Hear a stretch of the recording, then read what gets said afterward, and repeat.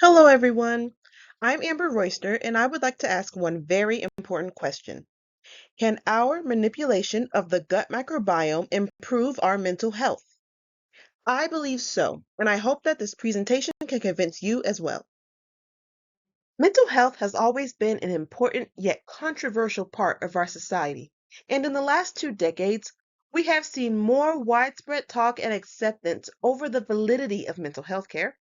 But we have also seen disturbing trends in mental health, such as an increase in depression and suicidal behavior, according to the American Public Health Association. So far, medicinal research has mainly focused on developing pharmaceuticals aimed at neurological modulation, specifically towards neurotransmitters in the brain.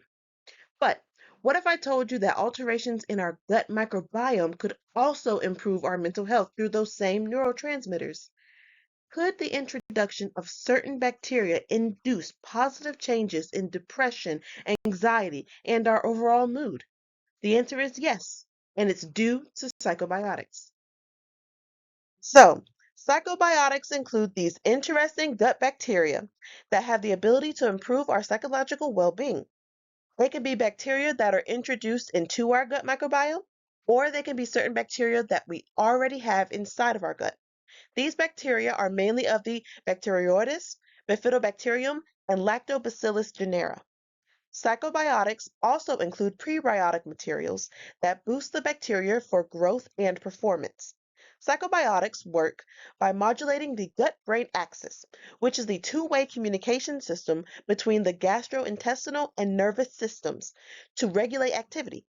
This modulation happens by psychobiotics facilitating the creation of the previously mentioned neurotransmitters and sending them via the gut-brain axis to the brain, regulating the hypothalamic pituitary adrenal or HPA axis, as well as synthesizing certain metabolites.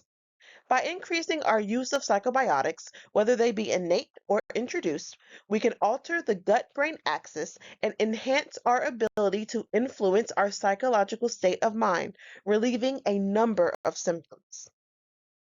Though there is much more research that needs to be done, the effects of psychobiotic bacteria have already been well documented. For an example, we have Bifidobacterium adolescentis, a naturally occurring gut microbe that has been proven to be a high producer of gamma aminobutyric acid, also known as GABA. GABA is an inhibitory neurotransmitter that can slow down or block nerve impulses. It promotes sleep regulation, mood and motor control, and it can provide a calming effect.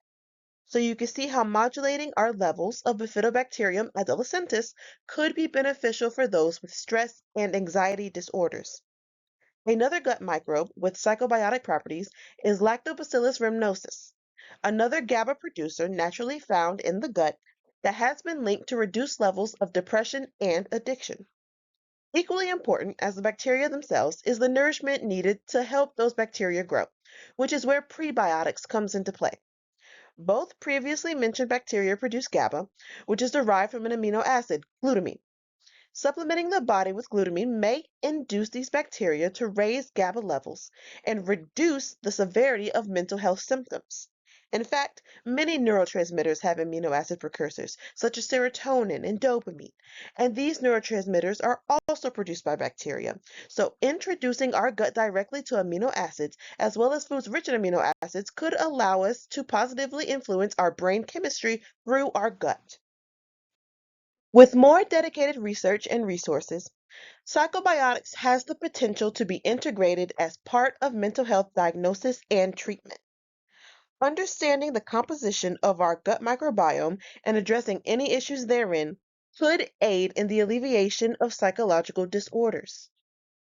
To clarify, this is not a presentation advocating for psychobiotics as a replacement for traditional psychiatric medicine. Rather, psychobiotics should be considered as an additional tool for medical professionals to use when treating mental health patients. So, what do you think? Do you think that the gut could be an entry point into our minds? Is the prospect of bacteria with psychochemical effects worth more research and funding? I would love to know what you all think about psychobiotics. I hope this presentation was insightful. Thank you.